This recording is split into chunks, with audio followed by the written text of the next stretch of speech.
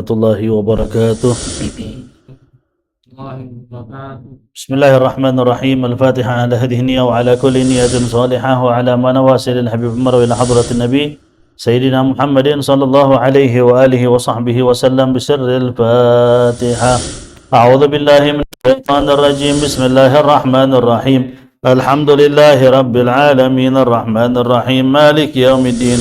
إياك نعبد وإياك نستعين اهدنا الصراط المستقيم صراط الذين أنعمت عليهم غير المغضوب عليهم ولا الضالين آمين بسم الله الرحمن الرحيم الحمد لله رب العالمين والصلاة والسلام على أشرف الأنبياء والمرسلين سيدنا محمد وعلى آله وصحبه أجمعين ولا حول ولا قوة إلا بالله العلي العظيم نوينا التعلم والتعليم والنفع والانتفاع والتذكر والتذكير والإفادة والاستفادة والحث على التمسك بكتاب الله وسنة رسوله والدعوة إلى الهدى الدلالة على الخير لابتغاء وجه الله ومرضاته وقربه وثوابه من الله تعالى. يقول المصنف رحمه الله تعالى في مراتب معرفة القبلة. Kita insya Allah akan membahas tentang maratib atau tingkatan tahapan-tahapan mengetahui kiblat. Di mana terakhir kita sampaikan itu adalah asyartu tsani, syarat salat yang kedua istiqbalul qiblah, yaitu menghadap kiblat. Nah, apakah menghadap kiblat itu harus dengan yakinan atau cukup dhannan? Harus yakin atau cukup dugaan kuat. Kita dibahas tuh ya. Harus yakin kalau di hadapan Ka'bah langsung. Kalau nggak di depan Ka'bah kayak kita begini nih jauh dari Ka'bah cukup dhannan, yaitu dugaan kuat kita sudah menghadap kiblat. Sekarang kita ingin mengetahui kiblat, maratibul qiblah atau tahapan-tahapan mengetahui arah kiblat.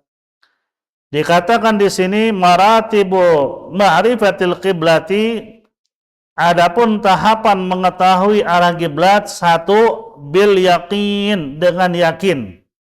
Gimana caranya dengan yakin? Kata ulama ay al ilm, dengan ilmunya, ilmu mengetahui arah kiblat.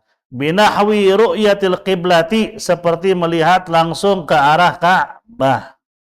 Ini harus yakin ya. Jadi kita tahu nih kiblat ke sini karena Ka'bah terlihat. Begitu juga termasuk yakin kalau kita berada di Masjid Nabawi. Mihrab yang ada di Masjid Nabawi itu menghadap kiblat dengan yakin. Nggak perlu lagi kita itu ragu.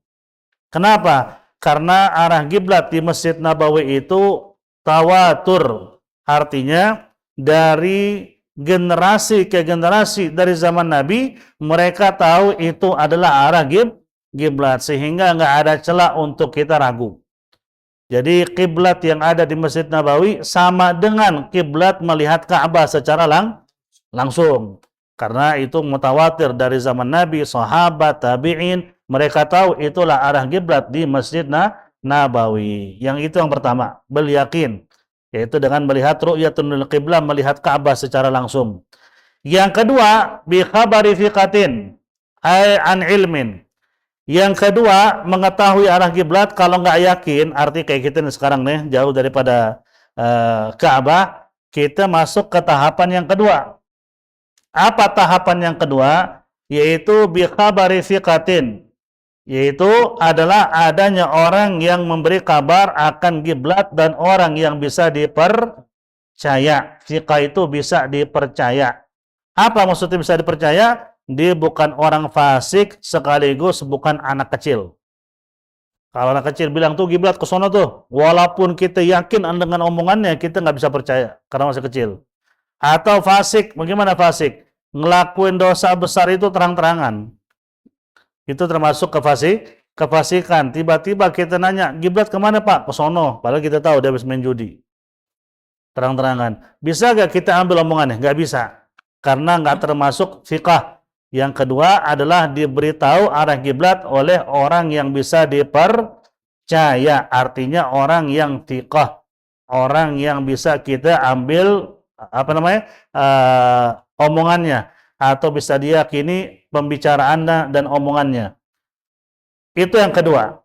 Nah, mungkin kalau kita di kampung orang kita bingung arah kiblat kemana nih? Ada ustadz lewat atau ada rombongan mau sholat, dia ngasih tahu, Pak, kiblat tuh ke sono. Atau kita lagi di rumah orang, kita nggak tahu kiblat di mana, dia ngasih tahu kiblat ke sono ya. Orangnya fiqh, artinya bisa dipercaya, dan kita nggak pernah tahu dia itu fasik atau tidak. Cukup kita dengar omongannya.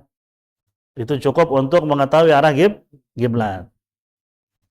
Kalau nggak ada juga orang yang bisa ditanya, kita masuk ke tahapan yang ketiga. Apa tahapan yang ketiga? Ijtihad, yaitu berusaha mengetahui arah kiblat. Dengan cara apa?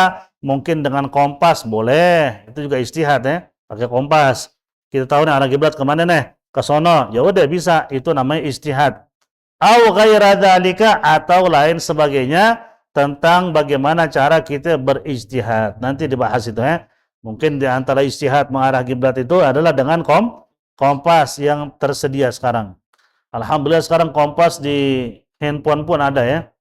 Di handphone pun ada. Tinggal ente taruh, yang penting sinyalnya bagus, kagak ada gangguan sinyal. Ente taruh berkali-kali, arahnya ke situ terus. Insya Allah itu arah kiblat. Mungkin ini bisa kita lakukan lagi di gunung atau di hutan, bisa tuh menggunakan kompas untuk mengetahui arah kiblat, dan itu termasuk ijtihad. Yang keempat, kompas nggak ada juga mengetahui arah kiblat secara yakin depan Ka'bah, enggak. Kita di Indonesia nggak mengetahui arah kiblat karena diberitahu oleh orang yang bisa dipercaya, nggak ada juga orang bisa dipercaya. Mau pakai kompas, nggak ada juga kompasnya rusak. Terus bagaimana? Kita pindah ke tahap keempat. Apa tahap keempat? Taqlidul mujtahid. Kita mengikuti pendapat orang yang sudah ijtihad. Ada orang sholat, dia sholat dengan dasar dia dikasih tahu oleh orang yang bisa dipercaya. Atau dia punya kompas mengetahui arah kiblat, dia sholat gara-gara itu. Kita nggak bisa ngelakuin apa-apa. Nanya orang bisa dipercaya nggak bisa, kompas nggak punya, ya udah cukup ngikutin dia. Karena dia sholat dengan ijtihad, dia sudah berusaha mengetahui arah kiblat, kita cukup ngikutin orang tersebut. Boleh, nggak apa-apa. Ya sekarang kita sama-sama di camping di gunung. Nanya sama warga sekitar arah kiblat kemana, nggak ada yang sholat. Sekampung nggak ada yang sholat. Sehingga mereka nggak tahu. Pakai kompas, HP kita rusak. Terus bagaimana sekarang nih? Ya udah kita lihat di situ ada yang lagi camping, dia sholat. Kita tanya sama dia, Pak, sholatnya ke arah kiblat itu? Iya, ke arah kiblat. Dari mana Bapak tahu? Saya punya kompas. Nah, kita taklid sama dia. Itu tahapan yang keempat. Kita ngikutin cara dia. Itu disebutnya taklid. Taklid itu mengikuti. Nah, kita semua kan disebutnya muqallid, mengikuti madhab Syafi'i, taklid kepada madhab Syafi'i, dan itu paling selamat. Nggak usah pakai sosokan mau tahu segala sesuatu itu dalil dari Quran dan Sunnah. Syarat sholat sekian, ada orang nanya dalilnya mana, itu kan kebodohan besar. Emang ulama sekelas madhab Syafi'i bikin syarat sahnya sholat itu nggak pakai dalil lah, ngigo gitu. Imam Syafi'i duduk ngarang, syarat sholat ini aja deh, tulis deh, udah bagi seorang ngamalin. Kagak, mereka lebih lagi pakai Al-Quran dan hadis, dan mereka lebih memahami Al-Quran dan hadis daripada kita ini. Maka di situ cukup kita taklid kepada para ulama. Makanya setiap perkara, contohnya kita bikin acara nisfu Sya'ban, kan suka ada orang teriak dalilnya mana dari Al-Quran dan Sunnah. Itu kan kebodohan besar orang nanya begitu sebenarnya. Kenapa? Ketika dia nanya mana dalil dari Al-Quran, pertanyaannya apakah dia pakar daripada ilmu Al-Quran? Sehingga nanya dalilnya mana dari Al-Quran. Bukan pakar dia. Malah orang yang ngaji cuman nguping. Dia bilang dalilnya dari hadis mana? Tentang malam nisfu Sya'ban dirayakan. Kita tanya, emang ente pakar dalam ilmu hadis? Nanya hadisnya mana? Kalau dia pakar, beda cerita. Cukup dibilang ulama mana yang ngebolehin merayakan nisfu Sya'ban. Ada gak perkataan ulama? Cukup jadi dalil itu. Kenapa cukup? Karena ulama pasti ngambil hukum dari Al-Quran dan Sunnah. Kita kan bukan pakarnya, kayak datang ke dokter spesialis, kita sakit, dia kasih obat. Begitu dikasih obat, kita pakai tanya, buktinya apa dok, obat ini adalah buat penyakit saya? Pantas nggak kita nanya begitu ke dokter? Dokter udah ngasih resep deh, kamu penyakit ini nih, minum ini dalam sehari apa? 3 kali habis makan segala macam. Begitu kita mau keluar, tar dulu dok, saya mau tanya, buktinya mana kalau ini obat buat saya, ini buat penyakit saya? Kira-kira dokter responnya gimana? Ya udah lu aja jadi dokter sini.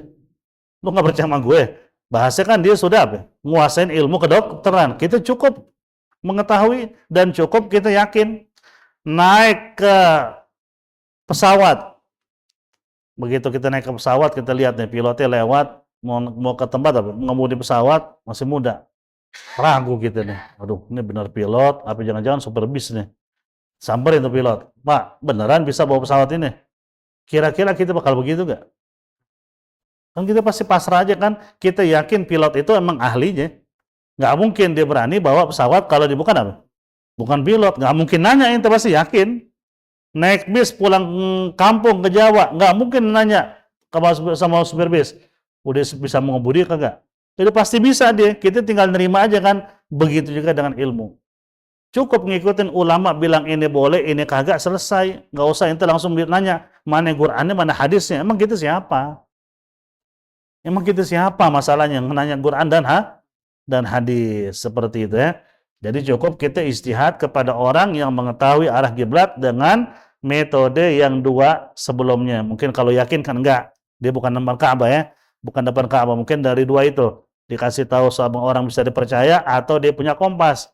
Ternyata dia sholat, kita ikutin cara sholat dia, bisa. Nah, itu namanya adalah taklid. Fa'in tahayyara, jika yang orang mau istihad tadi nggak dapat jawaban juga.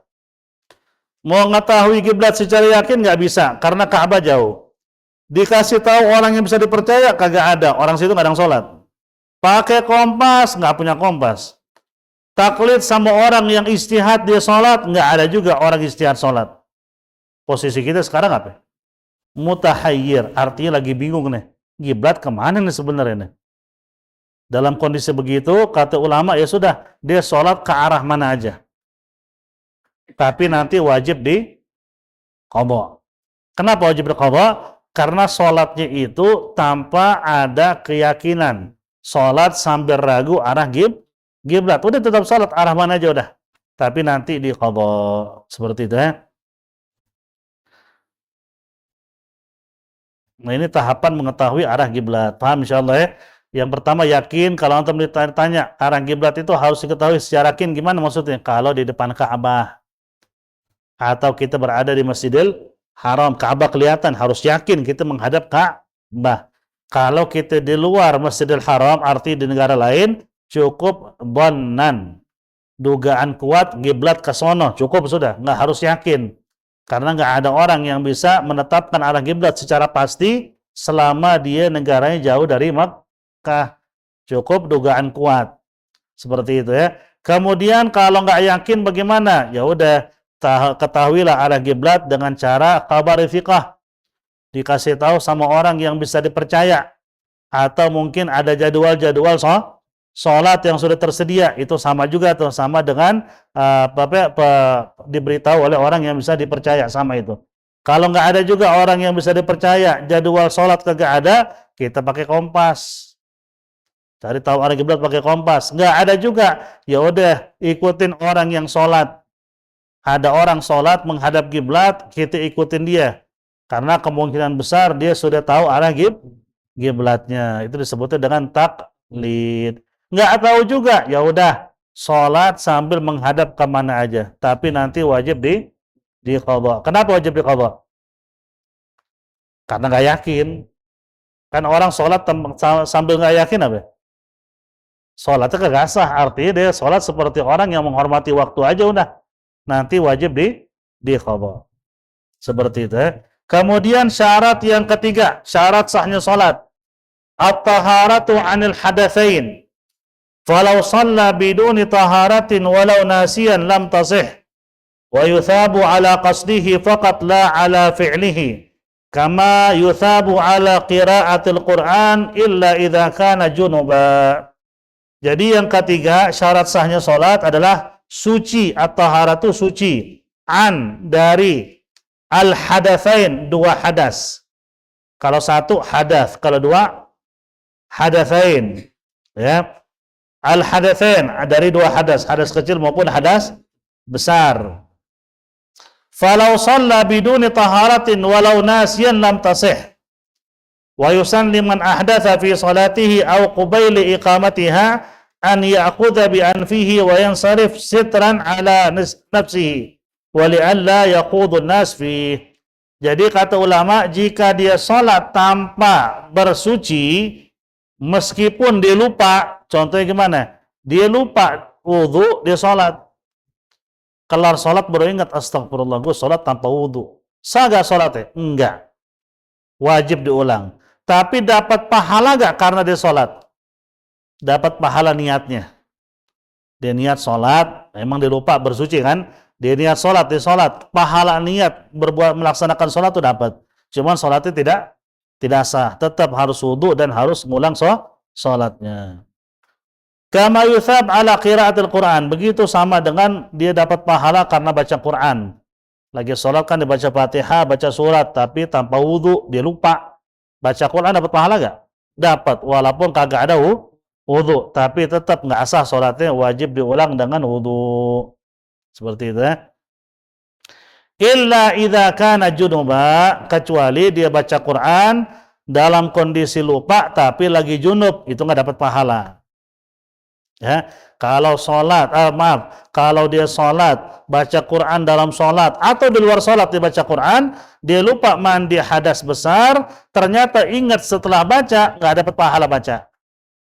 Kenapa nggak dapat pahala baca?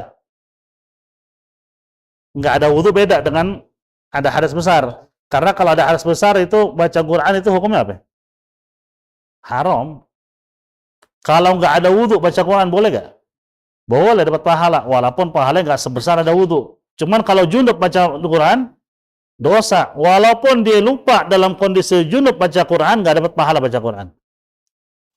Nggak dapat ya, walaupun dia lupa. Yang dapat tadi dia sholat, baca Quran dalam sholat, setelah sholat baru ingat dia belum wudu, dapat pahala bacaan. Tapi sholatnya nggak sah, wajib diulang dengan wudu. Ada orang sholat, baca Quran, dia lupa punya hadas besar. Kelar sholat, kelar baca Quran, baru ingat dia punya hadas besar. Dapat pahala nggak? Enggak.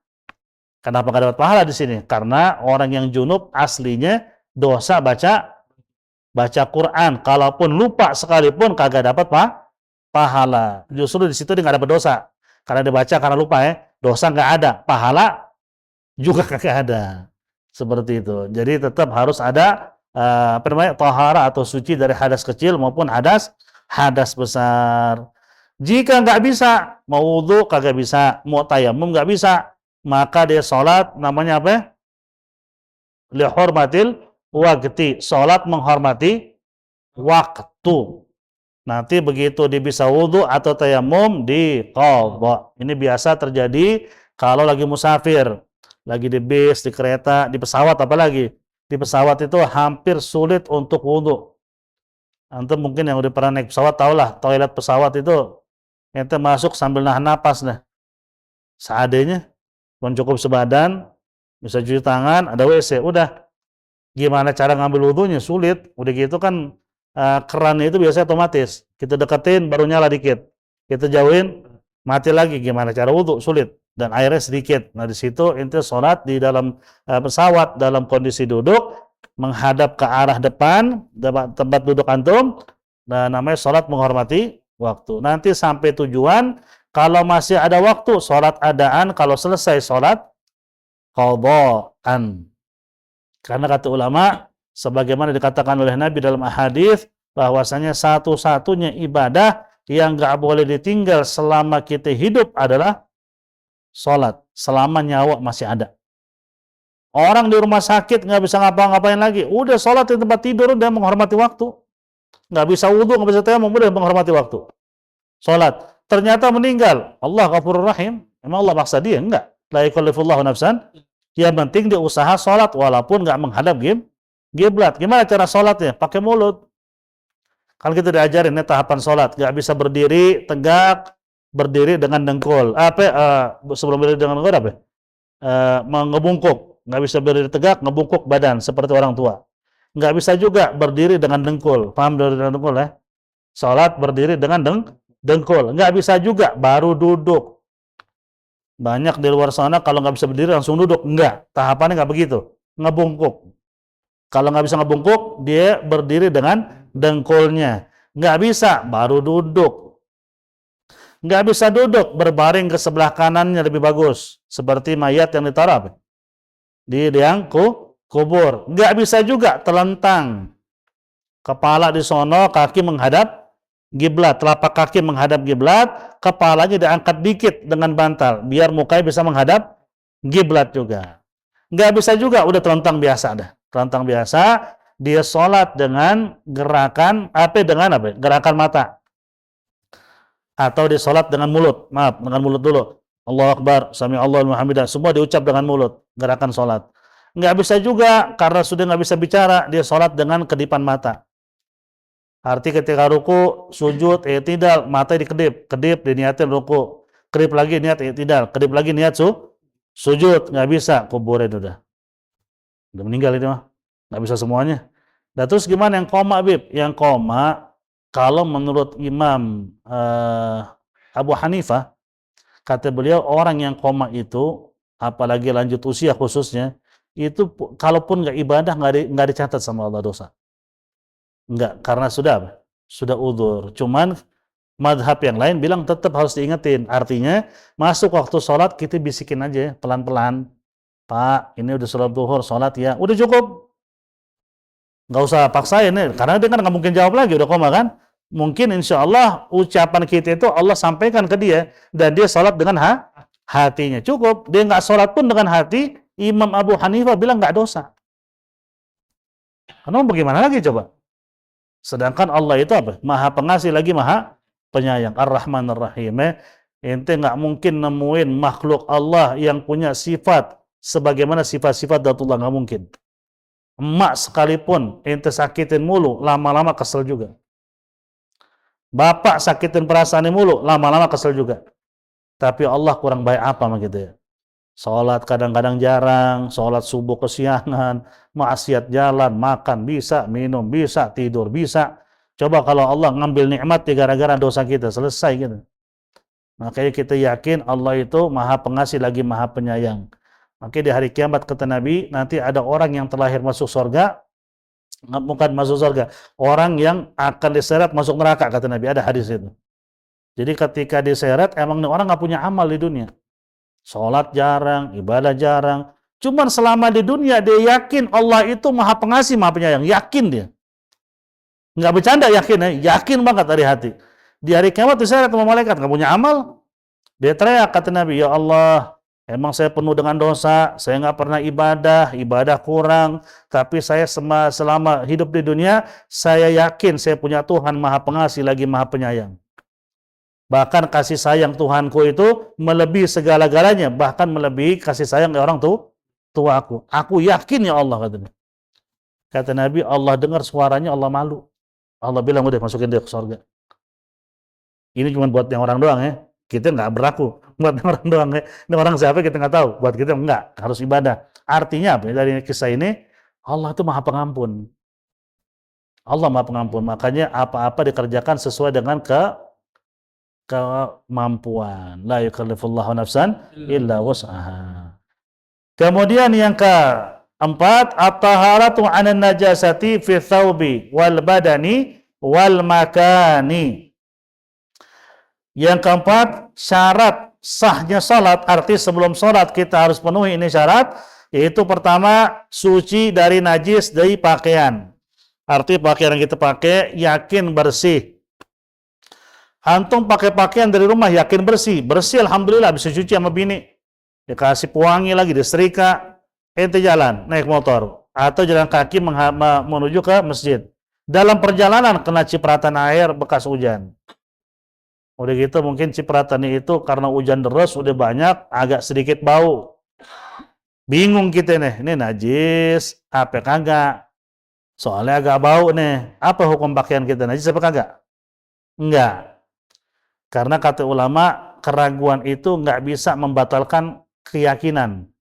Antum dari rumah yakin pakaian bersih, tiba-tiba dalam perjalanan ragu, maka keyakinan ngalahin keraguan. Kembali ke hukum asal, seperti antum pakai pakaian masih bersih.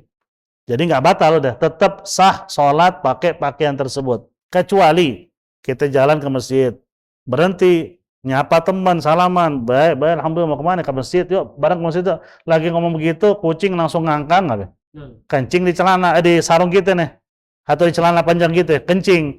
Begitu kelar kencing, pakai ragu ente. Ini kencing tapi bukan nih, gila namanya tuh. Kan udah tahu tuh, itu kucing apa? Ngangkang, itu udah jelas najis. Harus balik ke rumah ganti pakaian. Karena yakin, kalau ragu, nggak perlu ganti pakaian.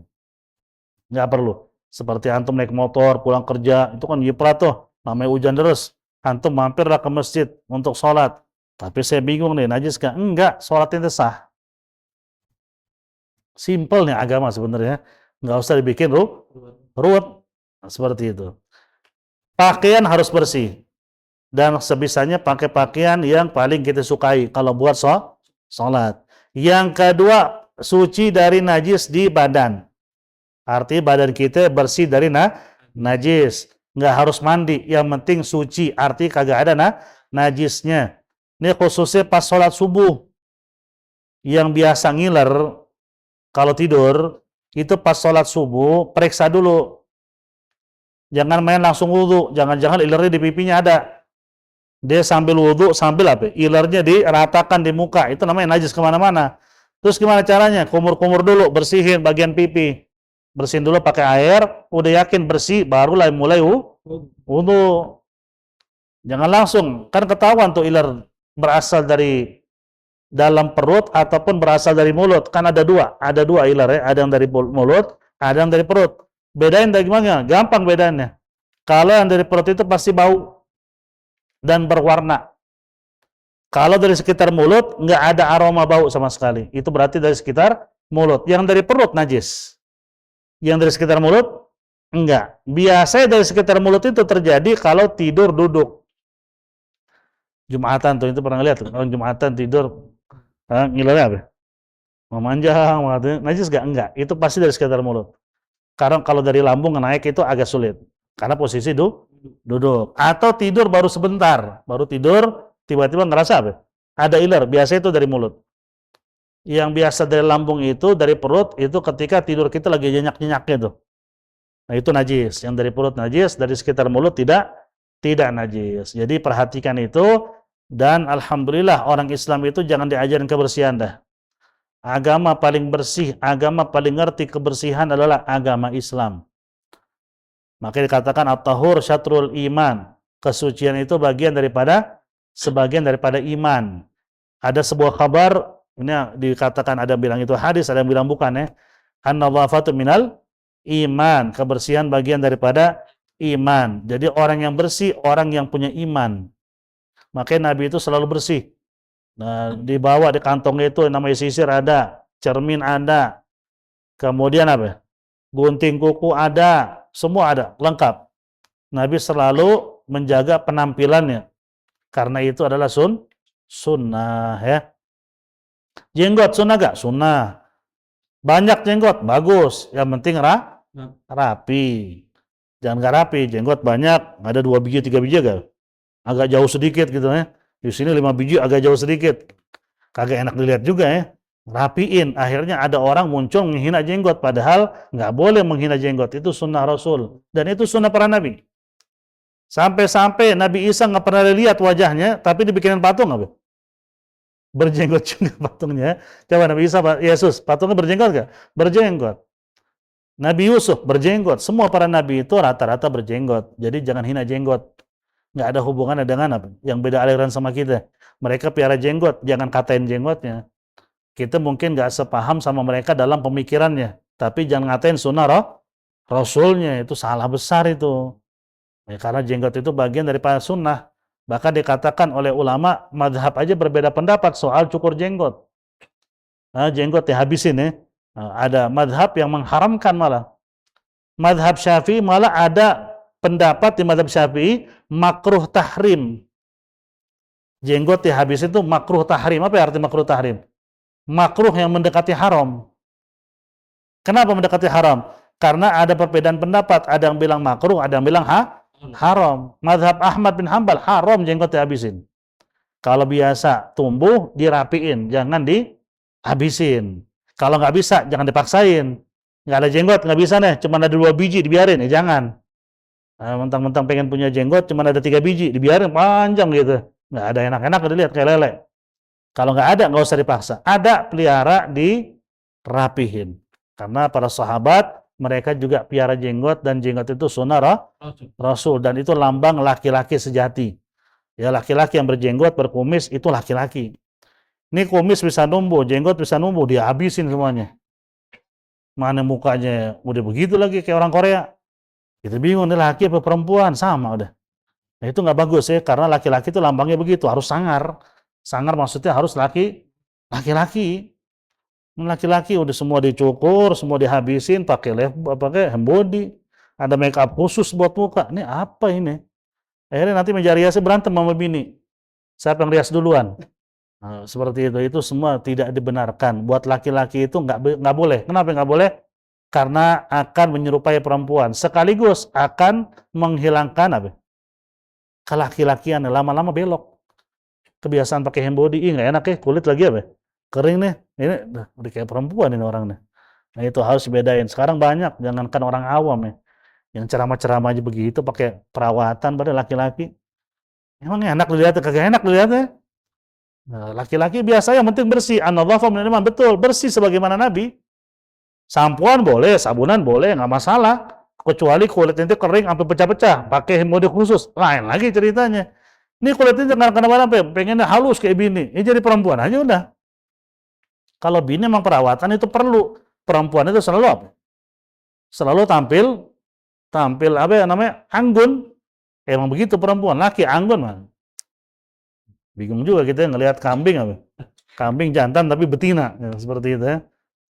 Kemudian yang ketiga, at-taharatu 'anan najasati fil bada wal al-makan. Suci dari najis di tempat kita sholat. Pakaiannya bersih, badannya bersih, tempat sholatnya bersih. Maksudnya tempat sholat bagaimana? Yang akan nyentuh anggota sujud kita. Anggota sujud apa? Jidat, telapak tangan, dengkul, jari-jari kaki. Bagian ini harus suci. Ente sholat, di tengah-tengah ente ini ada najis, tapi pas sujud nggak kena, tapi ada najis. Atau ente dikelilingin najis, tempat ente sujud, sholat nggak najis, sah nggak? Sah, nggak apa-apa, cuman makruh kalau dikelilingin najis. Cuman untuk sah. Yang fatal itu tempat antum sholat, tempat sujud antum, anggota sujud itu nyentuh apa? Nyentuh najis, nggak sah sholatnya. Ada pertanyaan, di rumah antum nih seandainya, maaf, kotoran cicak di mana-mana, dibersihin sulit, udah sampai kering, udah jadi kayak ukiran buat ubin udah. Kita orang lihat bingung nih, ini ukiran apa ini, padahal tai cicak gitu. Nah itu bagaimana tuh disulit? Kita gelar sejadah di atasnya kita sholat, sah nggak sholatnya? Dia bawa ente najis, basah deh, anggap deh itu pakai sejadah di atasnya. Itu pakai sejadah di atasnya sholat, sah nggak sholat? Sah, nggak apa-apa. Oke, ada orang nanya, gimana Bib kalau sholat di bawah kita spiteng? Ya nggak apa-apa, kecuali itu dalam spitengnya sholat. Kan di atas ada coran, nggak apa-apa. Yang penting tempat kita nginjak kagak ada najis, bukan harus sampai 7 lapis ke bawah. Itu kalau 7 lapis ke bawah bumi harus suci semua, siapa yang bisa pastiin? Jangan-jangan tempat kita sholat di masjid, di musola dulu bekas spiteng, zaman dulu. Nah itu enggak, yang penting tempat kita sholat suci. Cukup gelar sejadah di atas najis sekalipun boleh ya. Karena badan kita nggak kena najis secara langsung. Makanya ada ibarah kata ulama begini, walaupun emang nggak mungkin terjadi, tapi ini ilmu. Ada orang punya anjing bagus, kemana-mana anjingnya dibawa, pakai tali. Pas banget ke musola mau sholat, dia kasih tali panjang, anjingnya nggak boleh masuk kan, di luar. Kalau kayak tali panjang supaya anjingnya nggak kabur, diikat di kaki dia. Jadi dari anjing, dari leher anjing ke kaki orangnya. Sholat sambil ngikat anjing di kakinya. Talinya panjang. Sah nggak sholatnya? Nggak sah. Kenapa nggak sah? Karena nyambung. Tapi kalau talinya di bawah kaki, tali ditaruh di bawah kaki, dia nginjek talinya, tapi nggak diikat di badannya. Sah nggak? Sah. Karena disamakan hukumnya seperti tidak nyambung dengan najis, karena sekedar nginjek. Artinya kalau dia sujud, talinya kelepas. Kalau keikat, itu sama aja kita nyambung dengan najis. Ini sama dengan kalau ente sholat sambil bawa anak, pakai pempes. Sah nggak sholat? Tergantung. Kalau ente bawa ke masjid, ke musola, anak baru ganti pempes, insya Allah kita masih ada apa? Keyakinan ya, anak belum kencing, soalnya baru ganti pempes. Cuman kalau sudah 2 jam pakai pempes, ente bawa, kemungkinan besar ada najisnya. Dan sholat ente tidak sah, karena nyambung dengan najis. Karena kan anak pasti apa? Meluk. Ente taruh di samping, kaki ente dipeluk sama dia. Karena dia takut. Nah itu sama aja kesambung dengan najis. Ya. Tergantung. Makanya kalau mau bawa anak ke masjid, ya kalau udah nggak pakai pempes lagi dah. Nah, pakai pempes kan zaman Nabi, anak-anaknya apa? Cucunya masih kecil. Ya iya zaman Nabi, mereka pun ngikut bersama Nabi dalam kondisi bersih. Dan kadang-kadang kan bini nitip anak, bawa tuh anak musola, pempesnya udah 2 jam. Main bawa sholat sambil digendong, nggak sah sholatnya. Kalau dia tahu pempesnya sudah ada kencingnya. Nah itu sama dengan kesambung dengan najis.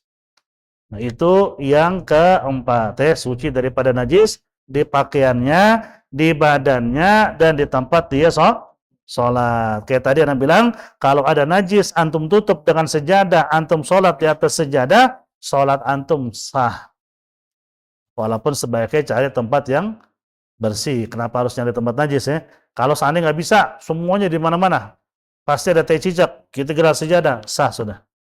Selama kita nggak sholat langsung di atas kotoran cicaknya. Ini yang keempat. Masail fi taharah, nanti kita akan bahas permasalahan-permasalahan dalam bersuci. Kita belum selesai sebenarnya dari syarat bersuci, baru 4 syarat yang kita sampaikan. Karena total syaratnya ada berapa? Ada berapa syarat? Sebenarnya banyak syarat sahnya sholat ya, yang kita sampaikan baru 4. Yang pertama mengetahui waktu sholat, yang kedua mengetahui arah kiblat, dan kita bahas tahapan-tahapan mengetahui arah kiblat. Kemudian yang ketiga suci daripada najis kecil maupun hadas kecil maupun hadas besar. Jika nggak bisa dia punya hadas kecil atau tetap punya hadas besar, dia sholat menghormati waktu nanti di qadha. Kemudian ada sedikit tambahannya. Kalau antum punya hadas besar, mau mandi nggak ada air, mau tayamum nggak ada debu, antum kan sholat menghormati waktu. Boleh nggak baca surat setelah Fatihah? Nggak boleh. Ingat, ente cukup baca Fatihah aja, karena Fatihah wajib dalam sholat. Surat setelah Fatihah jangan dibaca. Kenapa nggak boleh? Karena punya hadas besar. Ya, kalau antum sholat menghormati waktu karena hadas besar, antum cukup baca Fatihah tanpa baca surat setelah Fatihah. Beda halnya kalau antum punya hadas kecil, nggak ada cara wudhu dan tayamum, antum sholat menghormati waktu, baca habis Fatihah Quran pun boleh karena hadas kecil. Nah itu tambahan sedikit, takut lupa. Kemudian yang keempat, suci daripada najis di pakaiannya, di badannya, dan di tempat dia sholat. Apa dimaksud dengan tempat dia sholat? Di tempat di mana yang akan menyentuh anggota sujudnya. Anggota sujud yang penting bersih. Dikelilingin sama najis masih sah. Yang penting anggota sujud nggak kena najis. Ya. Insyaallah nanti kita terusin lagi di pertemuan yang akan datang insyaallah taala. Seperti biasa, sebelum kita tutup ada pertanyaan, dipersilakan. Fadhal. 3 pertanyaan.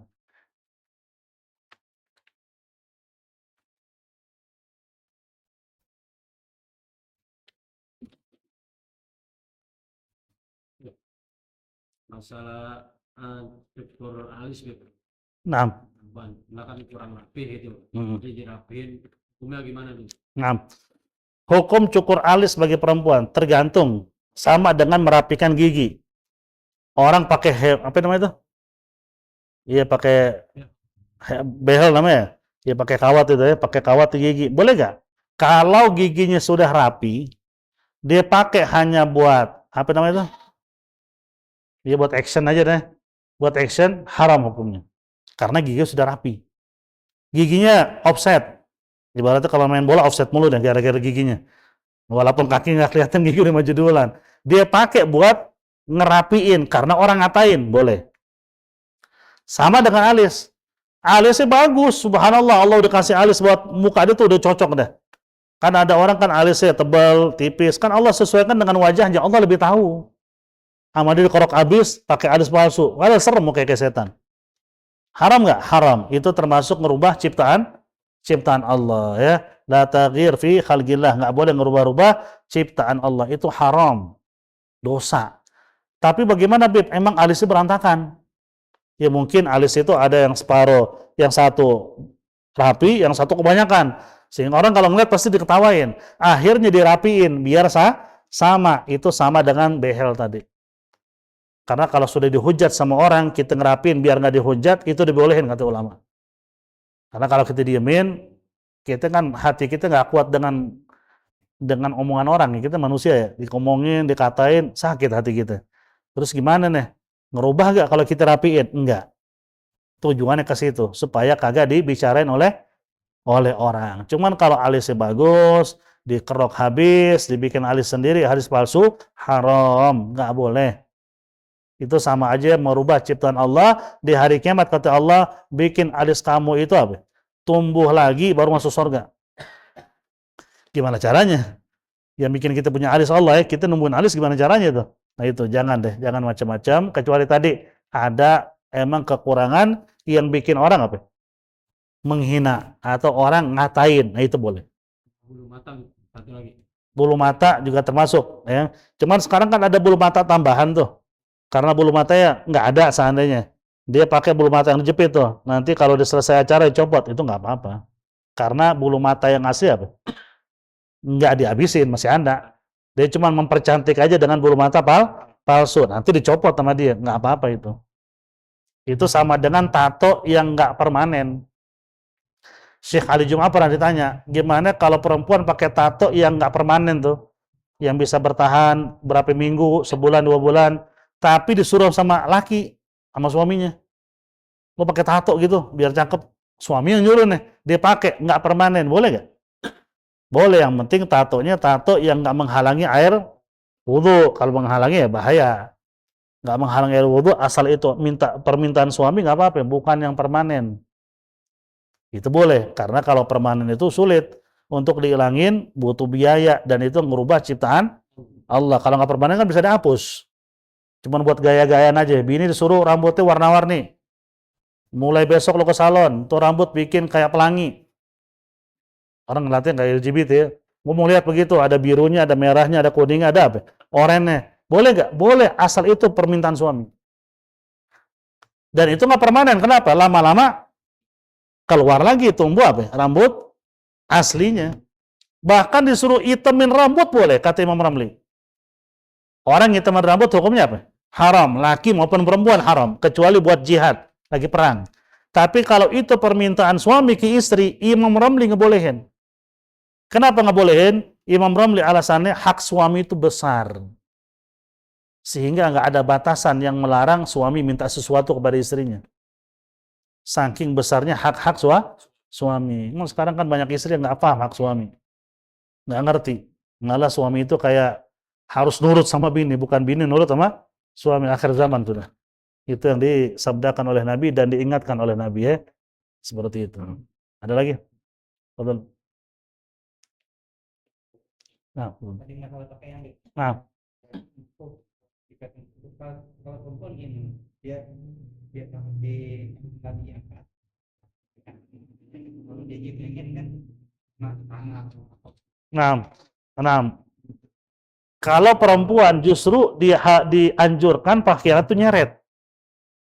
Bahkan di zaman Nabi, perempuan itu pakaiannya itu di bawah kaki 1 jengkal. Jadi pas jalan, gamisnya apa? Nyeret. Nah itu bagaimana? Selama dia nggak tahu kena najis, suci.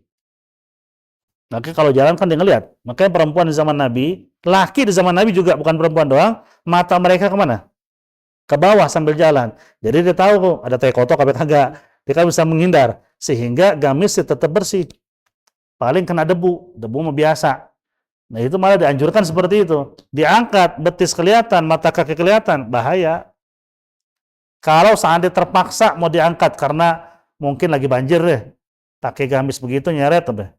Yang ada basah kemana-mana, pakai kaos kaki. Jangan sampai terlihat kulit kakinya. Walaupun mazhab Imam Abu Hanifah pakai kaos kaki itu nggak wajib. Ya, mazhab Imam Abu Hanifah itu yang wajib itu yang boleh kebuka itu muka, telapak tangan, kaki. Mazhab yang lain bilang enggak, kaki itu termasuk aurat. Yang boleh hanya muka dan telapak tangan. Sehingga perempuan itu pakailah kaos kaki nggak apa-apa kalau dalam kondisi darurat ya. Karena perempuan itu emang lebih bagus malah bajunya nyeret. Kalau laki nggak, bajunya di atas mata kaki. Seperti itu ya. Jadi nggak masalah nyeret selama dia nggak yakin najis. Makanya mata ke bawah, ajaran Nabi diikutin. Laki juga nunduk. Ketika ditegur baru kita nengok. Laki mata jalalatan, kiri kanan, kayak nyari sasaran mulu. Jadi di depan dia bukan tai kotok lagi, macam-macam kotoran diinjak sama dia. Maka itu ajaran Nabi, mata ke bawah biar kita juga tahu ada najis atau tidak. Seperti itu ya. Wallahu a'lam bissawab. Al-Fatihah ala hadiniya wa ala kulli niyatin salihah wa ila hadratin Nabi sallallahu Muhammadin sallallahu alaihi wa alihi wasallam bisirril Fatihah. A'udzu billahi minasyaitonir rajim. Bismillahirrahmanirrahim. Alhamdulillahi rabbil alamin arrahmanir rahim maliki yaumiddin. إياك نعبد وإياك نستعين اهدنا الصراط المستقيم صراط الذين أنعمت عليهم غير المغضوب عليهم ولا الضالين آمين الله بحق الفاتحة وسر الفاتحة بكرامة الفاتحة يا فارج الهم يا كاشف الغم يا من لعبده يغفر ويرحم بفضل سبحان ربك رب العزة عما يصفون وسلام على المرسلين والحمد لله رب العالمين يا ربنا اعترفنا بأننا وأننا أسرفنا على لظى أشرفنا فاتب علينا توبة تغسل واستر لنا العورات وآمن الروعات واغفر لوالدي ربي ومولودينا والأهل والإخوان وكل ذي محبة أو جيرة أو صحبة والمسلمين أجمع آمين يا ربي أسمع فضلا وجودا لا باكتساب منا بالمصطفى الرسول نحظى بكل سول صلى وسلم ربي عليه عد الحب وآله والصحب عدادة الصحب والحمد للإله في البدء والتناهي والسلام عليكم ورحمة الله وبركاته.